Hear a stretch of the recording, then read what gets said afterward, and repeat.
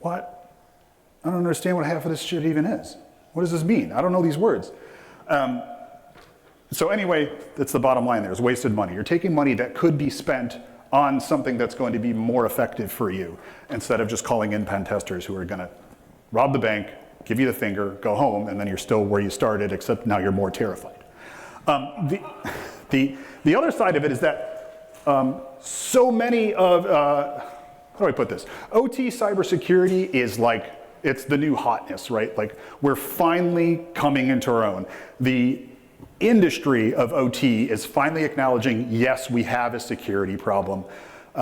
It really, unfortunately, started with the second act of aggression of Russia against Ukraine, in the 2021, 22, I think, when they started attacking the power companies there again. And we saw that it was like very effective, and that's when I think the world's OT really started taking notice and going, okay, all right, this is actually a thing, especially if you're running super critical infrastructure like power, water. This is the stuff that keeps you up at night. Water, personally, is what keeps me up at night. Because of that, all of these penetration testing firms are coming in and saying, oh yeah, we do OT, we totally do OT. You do OT, we do OT. We've been doing OT forever. And they don't do OT. When somebody comes in there like that, you're gonna wanna look at the credentials of the people that they're going to be unleashing on your network. You wanna see what their backgrounds look like. And you, as OT engineers, OT managers, are gonna be able to spot the fraud real quick, right? That is an absolutely acceptable question to ask. Let me see the resumes of the people that we're gonna be working with. Really good consultancies put those resumes right inside the reports, right inside the SOWs. Here are the people that are going to be inside your network. This is their background. This is their expertise. This is how long they've been doing it. You want to see that. Because when you don't know what you're doing in offensive security, it gets real offensive real fast. And you literally break things, literally destroy things. Like the old meme we have is like, don't run Nmap in the OT space. But that's true, right? And we know why. Most of these machines, except for like the very modern ones, were just not meant to handle getting communications that are out of band or out of scope for what the machine was designed for. And so when it gets anything from our absolute nightmare of arsenal of tools that we have, whose entire purpose is, let me back up and talk about like how a lot of hacking works. A lot of hacking is, all right, here's the thing I'm trying to get into, a box, a black box. How does the black box work? I first need to learn everything about how this thing works. How does a user interact with it? How do other machines interact with it? I read a lot of documentation on this. I use it, I try it out, and I go, cool, got it. Now, what is this machine not expecting me to do? What did the designers of this system not expect a user or another machine to do to this machine? Send out-of-band communications, and I'm not going to go deep in, use your imagination. Most OT systems were not designed to handle stuff they're not expecting. A lot of them will lock up, a lot of them might, in worse situations, act erratically. That can be really bad if you're talking about massive robotic arms, huge pieces of machinery that are extremely dangerous, that now start spinning around and decapitating people, all because, again, you ran an Nmap scan. That seems like hyperbole. It's not super far from the truth. And so you really want to make sure that who's touching your network should really be there. And the upside is that that's a mentality that IT complains about all the time. Like, oh, these OT guys, man, they're always super defensive. They don't let us touch anything. They don't want us logging in. They don't give us accounts. We don't know what's going on there. There's a reason, right? Because it's a finely tuned machine that also will fall over if anybody sneezes in the wrong direction inside that plant. So use that mentality appropriately when you have strangers asking if they can touch your stuff. I'm going to dig a little bit into, I think maybe I already did. Now let's dig further. The fundamentals, the big fundamentals that I see missing in a lot of these environments. In fact, number one is poor asset inventories. This is the problem. This is the number one security problem in the world across every sector, environment, network, IT, OT, anything, any enterprise, any small business, any Fortune 10. The biggest problem that they have is an asset inventory. And the biggest problem in that problem is that they don't understand what an asset inventory even is. They think asset inventory is literally anything I could stick an asset tag on, right? Anything that I can track in our asset management system by putting a barcode on it. Because that's where we came from. That was asset inventory. Our asset inventory was chairs and desks, and yeah, computers. Today, an asset is far more than just equipment.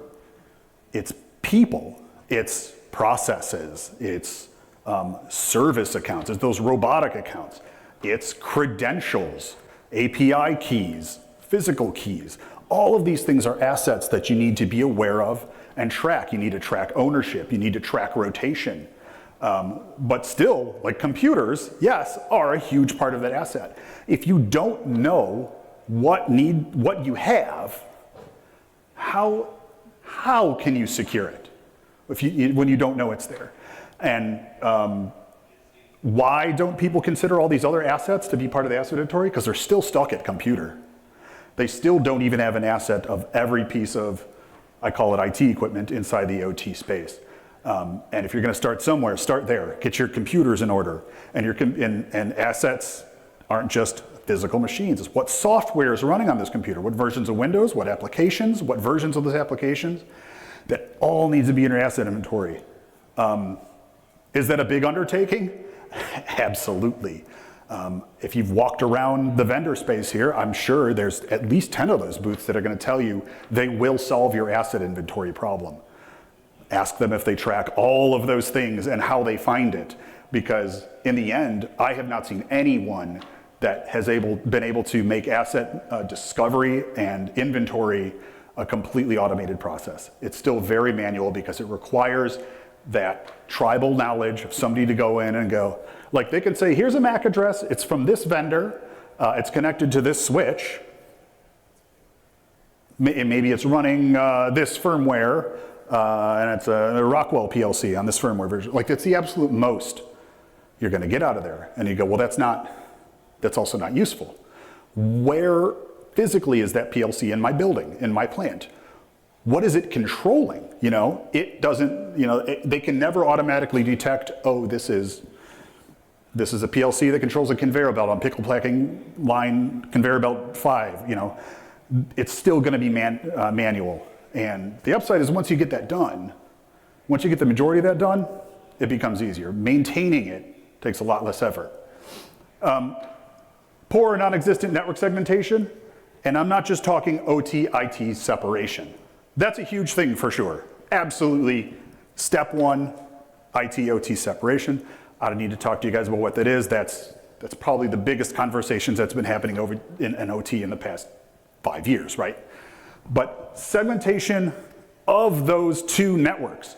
IT mostly has that down, especially with IT, zero trust is the name of the game. The last talk that was in here is talking about zero trust.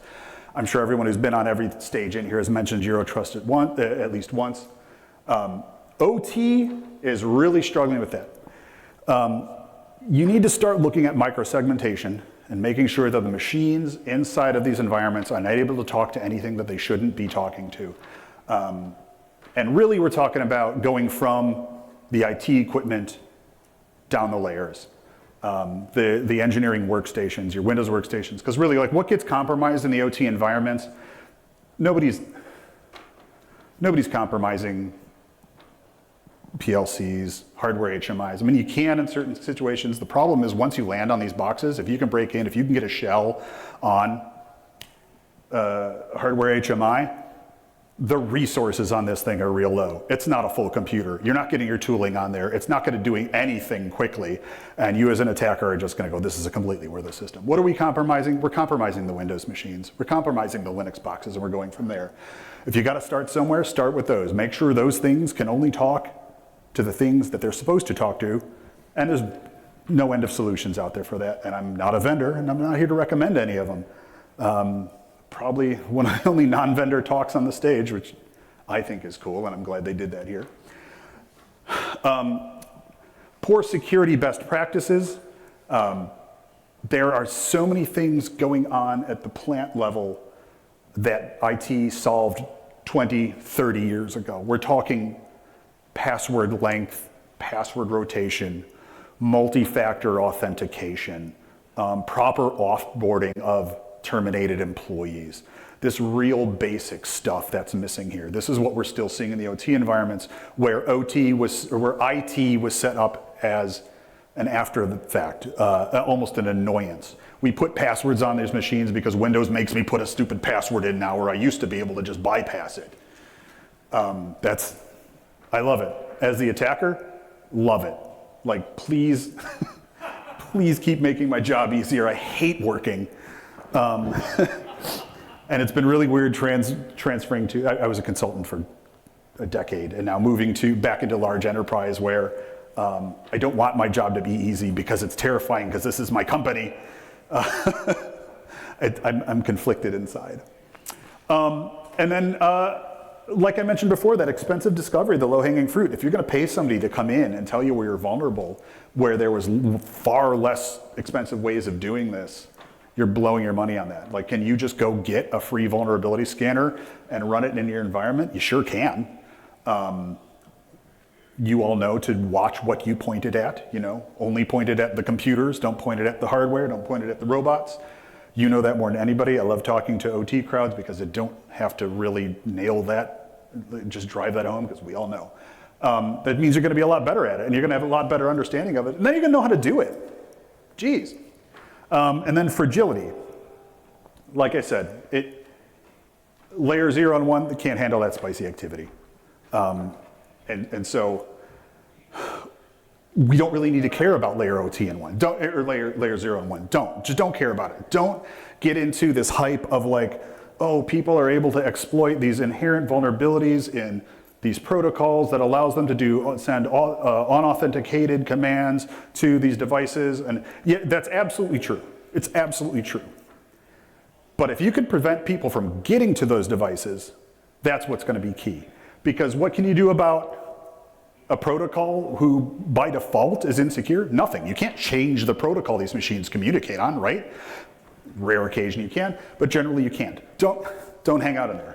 Are there firmware updates to these things that like plug certain vulnerabilities in the PLCs and stuff? Yeah, we've seen a lot that those firmware updates cause new vulnerabilities. Focus on protecting the things that are gonna get hacked, which is the computers. Where am I on time? Is that where you're eyeballing me? Got it, cool. All right, so what do we do about that? I knew we would not have time to get into like okay, but there's a solution, don't. I'd come in here and go, everything's terrible and you're screwed, bye. I got 2 QR codes here. And they're gonna go to a really nice list of solutions for each of these problems.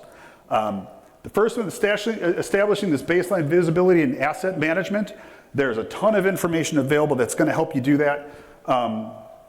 And then auditing against industry standards. This is a really cool one. Go through like NIST 853, those sorts of things. Go through and comply with them. And you don't have to comply with all of it. Once you can like comply with like 70+% of your chosen industry standard, and I'm not talking about regulatory stuff where you're required to comply. I mean, find something that is a wider standard for cybersecurity that applies to whatever your environment is, and there's a bunch of them in there. And you can take a picture of this whole slide and use the QR codes later.